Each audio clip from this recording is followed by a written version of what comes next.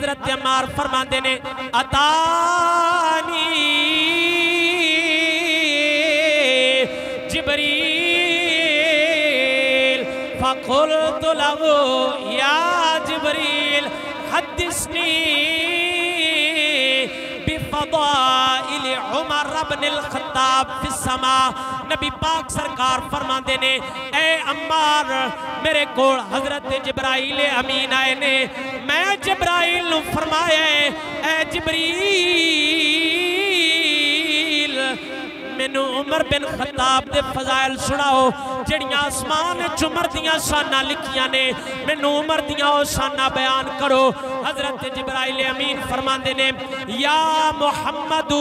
लौ हद्दस्तुका बिफदाइल उमर फिस्समा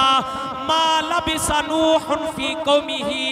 अल्फ सनतिन इल्ला 50 यामा। हजरत जिब्राइल अमीन अर्ज करते ने या रसूल अल्लाह जितनी उम्र अल्लाह के नबी हजरत नूह अलैहिस्सलाम पाई है 950 साल हजरत नूह अलैहिस्सलाम उम्र गुजारी है अपने कौम के अंदर। हजरत जिब्राइल अमीन अर्ज करते ने या रसूल अल्लाह जितनी उम्र अल्लाह के नबी हजरत नूह अलैहिस्सलाम अपनी कौम नू तबलीग की है, अगर इतनी देर तक 950 साल मैं जिब्रील या रसूल अल्लाह तुहाडे कदमां च खड़ा होके उमर दियां शाना बयान करदा रहा, उमर दियां शाना फिर भी नहीं बयान हो सकदियां। उमर दियां शाना ही सारियां नालों आला ने। हजरत जिब्राइल अर्ज की या रसूल अल्लाह हजरत नूह अलैहिस्सलाम उम्र पाई है 950 साल ते मैं 950 साल अगर आपने कदम या रसूल अल्लाह खड़ा होके उमर दियां शाना बयान करता रहा ना तो उमर दियां शाना या रसूल अल्लाह मुड़ भी नहीं बयान हो सकती। जिथे हजरत जिब्राइल अमीन वर्गे फरिश्ते इस चीज तो आजिज आ गए ने